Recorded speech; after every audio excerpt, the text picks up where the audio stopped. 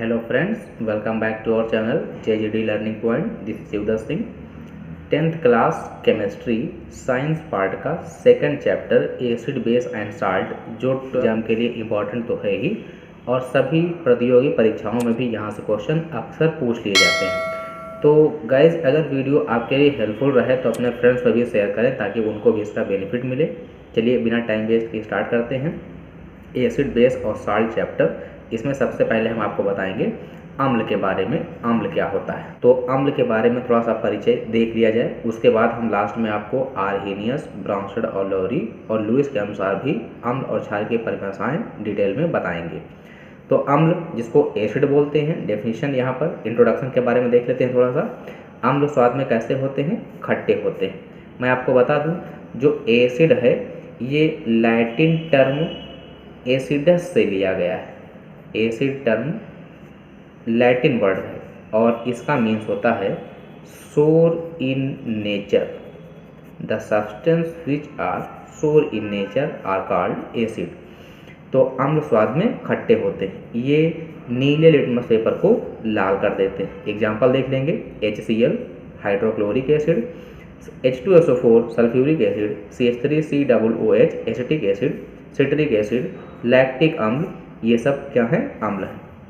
अब extra point जो कि मैं आपको नोट में एक्सप्लेन कर रहा हूँ, ध्यान रखेंगे, मोस्ट इम्पॉर्टेंट पॉइंट रहेंगे जो भी नोट में लिखे रहेंगे, इनको आप अक्सर अच्छी तरह से ध्यान रखेंगे। वे अम्ल जो वनस्पति पदार्थों मीन्स प्लांट मटेरियल्स और एनिमल मटेरियल से प्राप्त होते हैं उन्हें कार्बनिक अम्ल कहा जाता है। तो कार्बनिक अम्ल कौन कौन से होते हैं? जो पौधों और जंतु पदार्थ से प्राप्त होते हैं उन्हें कार्बनिक अम्ल कहते हैं। जैसे कि एग्जाम्पल यहाँ पर दिए गए हैं कार्बनिक अम्ल के। एसिटिक अम्ल सिरका से प्राप्त होता है, मीन्स सिरका में कौन सा अम्ल पाया जाता है? एसिटिक अम्ल। सिट्रिक अम्ल नींबू में, संतरा में भी। लैक्टिक अम्ल दही में। टार्टरिक अम्ल इमली में। माइलिक अम्ल सेब में। ऑक्जेलिक अम्ल अमरूद में। फार्मिक अम्ल लाल चींटियों, जुआ, मधुमक्खी, बिच्छू तथा बर्रों के डंकों में पाया जाता है। तो ये पॉइंट आप ध्यान रखेंगे। नेक्स्ट पेज पर चलते हैं। नोट में पॉइंट नंबर 2 क्या कह रहा है? वे अम्ल जो पृथ्वी पर उपस्थित खनिज पदार्थों मिनरल सब्सटेंस से प्राप्त होते हैं उन्हें खनिज अम्ल मीन्स मिनरल एसिड या फिर उनको अकार्बनिक अम्ल भी कहा जाता है। एग्जाम्पल में आप ध्यान रखेंगे H2SO4 सल्फ्यूरिक एसिड, नाइट्रिक अम्ल HNO3, हाइड्रोक्लोरिक अम्ल HCl, फास्फोरिक अम्ल H3PO4, बोरिक अम्ल H3BO3 होता है। तो ये पॉइंट अच्छी तरह से आप ध्यान रखेंगे। क्लियर? अकार्बनिक अम्ल के एग्जाम्पल हमने बता दिए और इसके पहले हमने आपको बताया कार्बनिक अम्ल के। कार्बनिक अम्ल कौन से होते हैं? जो जंतु और पौधों से प्राप्त होते हैं और पृथ्वी पर जो खनिजों से प्राप्त होते हैं, खनिज पदार्थों से, उनको हम क्या बोलते हैं? अकार्बनिक अम्ल बोलते हैं। एग्जाम्पल भी आपके सामने यहाँ पर। इसके बाद 2 टर्मिनोलॉजी और क्लियर कर लेंगे आप, प्रबल अम्ल और दुर्बल अम्ल क्या होते हैं। तो प्रबल अम्ल हम आपको बता दें, प्रबल अम्ल किसको बोलते हैं? जो पूर्णतः अपने आयनों में वियोजित हो जाते हैं। वे अम्ल जो पूर्णतया अपने आयनों में टूट जाते हैं, पूर्णतया अपने आयनों में वियोजित हो जाते हैं या टूट जाते हैं? वियोजित हो जाते हैं, वियोजित हो जाते हैं। उन्हें भैया क्या बोलेंगे? उनको बोलेंगे स्ट्रॉन्ग एसिड। एग्जाम्पल ध्यान रखेंगे आप HCl हाइड्रोक्लोरिक अम्ल, H2SO4 सल्फ्यूरिक अम्ल, HNO3 नाइट्रिक अम्ल, HClO4 इसको बोलेंगे परक्लोरिक अम्ल। क्लियर? और इसके बाद देख लेंगे आप दुर्बल अम्ल किसे कहते हैं। तो जो पूर्णतः अपने आयनों में ना टूटे, तो आप यहाँ पर क्या लिख लेंगे? वीक अम्ल में जो आंशिक रूप से अपने आयनों में टूटते हैं या पूर्णतः अपने आयनों में नहीं टूटते हैं, उनको आप क्या बोलेंगे? दुर्बल अम्ल बोलेंगे। Example CH3COOH। जितने भी कार्बनिक अम्ल हैं वो सब दुर्बल अम्ल होते हैं, ये आप अच्छी तरह से ध्यान रखेंगे। तो ये हो गया भैया एसिटिक अम्ल, ये फार्मिक अम्ल, ये कार्बोनिक अम्ल, इसको भी आप ध्यान रखेंगे। H2CO3 कैसा है? ये एक दुर्बल अम्ल है। नाम क्या है इसका? कार्बोनिक अम्ल। कार्बोनिक अम्ल और हाइड्रोजन सल्फाइड, ठीक, और HCl, ये ध्यान रखेंगे। नेक्स्ट टर्म हम आपको बता दें कि सांद्र अम्ल क्या होता है और तनु अम्ल क्या होता है।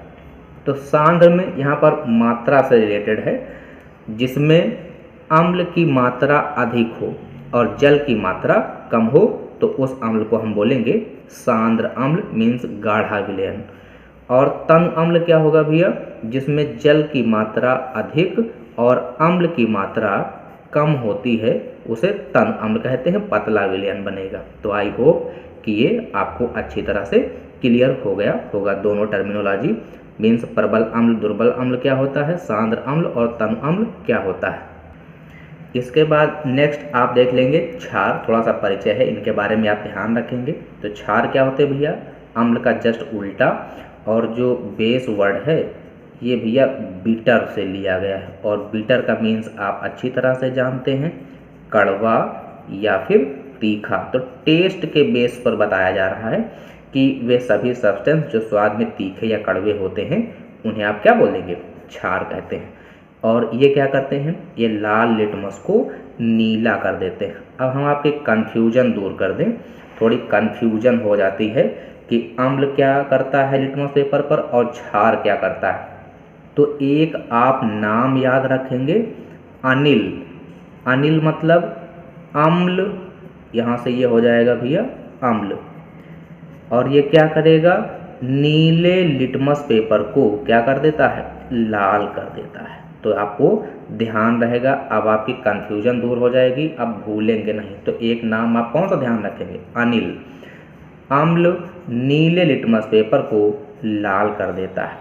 तो जैसे ही इसके बारे में एक्सप्लेन किया गया, क्लास का लड़का बोलता है कि इसका एक दूसरा वर्ड, बच्चे बहुत टैलेंटेड हैं, जस्ट सर इस तरह से कि जो क्षार है, क्षार क्या करता है, लाल लिटमस को नीला कर देता है। क्लियर। तो एक आप ध्यान रखिए, जस्ट उल्टा दूसरा हो जाएगा। हमने अनिल आपको बता दिया, अम्ल क्या करता है, अम्ल नीले लिटमस पेपर को लाल कर देता है। तो क्षार क्या करेगा, लाल लिटमस को नीला कर देता है। इसका प्रैक्टिकल पहले से ही अपलोड है, डिस्क्रिप्शन में लिंक मिल जाएगी, आप देख सकते हैं। ठीक है, अब इसके बाद देखते हैं नेक्स्ट पॉइंट। तो यहाँ पर ये बताया गया कि वे क्षार जो जल में घुलनशील होते हैं उनको हम क्या कहते हैं, क्षारक कहते हैं। मीन्स सभी क्षार क्षारक नहीं होते हैं, केवल वही क्षार क्षारक होते हैं जो जल में घुलनशील होते हैं। All alkalis are base but all base are not alkalis. Clear. तो वे क्षार जो जल में घुलनशील होते हैं, विलेय होते हैं, उन्हें क्षारक कहा जाता है। तो एग्जाम्पल देख लीजिए कौन कौन से क्षार हैं यहाँ पर। NaOH, NaOH का नाम सोडियम हाइड्रोक्साइड, और इसका दूसरा नाम caustic soda, soda sodium hydroxide. KOH potassium hydroxide, और इसका कॉमन नेम पोटेशियम हाइड्रोक्साइड का कॉमन नेम क्या हो जाएगा, कास्टिक पोटास। ध्यान रखेंगे, potash word potassium hydroxide, soda caustic soda sodium hydroxide. Magnesium hydroxide, जिसको मिल्क ऑफ मैग्नीशिया कहा जाता है, एंटासिड प्रति अम्ल के रूप में यूज किया जाता है। और कैल्शियम हाइड्रोक्साइड CaOH, जिसको बुझा हुआ चूना स्लेक्ड लाइम भी कहा जाता है। स्लेक्ड लाइम, बुझा हुआ चूना, कैल्शियम हाइड्रोक्साइड। और MgOH को क्या बोला गया, मिल्क ऑफ मैग्नीशिया। ये ध्यान रखेंगे, मिल्क ऑफ मैग्नीशिया किसको बोला गया, मैग्नीशियम हाइड्रोक्साइड को। Next ammonium hydroxide NH4OH। तो ये हैं भैया क्षार, इनको आप ध्यान रखेंगे। इसी तरह से जैसे आपको प्रबल अम्ल और प्रबल क्षार के बारे में बताया गया, प्रबल अम्ल और दुर्बल अम्ल के बारे में बताया गया, वैसे ही आप यहाँ पर भी ध्यान रखेंगे प्रबल क्षार और दुर्बल क्षार के बारे में। तो प्रबल क्षार क्या होंगे, जो पूर्णतः अपने आयनों में वियोजित हो जाते हैं, टूट जाते हैं, उन्हें आप क्या बोलेंगे, प्रबल क्षार बोलेंगे। जो क्षार आंशिक रूप से या फिर कह लें पूर्णतः अपने आयनों में नहीं टूटते हैं, उन्हें दुर्बल क्षार कहा जाता है। तो प्रबल क्षार के example sodium hydroxide, potassium hydroxide, rubidium hydroxide, magnesium hydroxide, calcium hydroxide.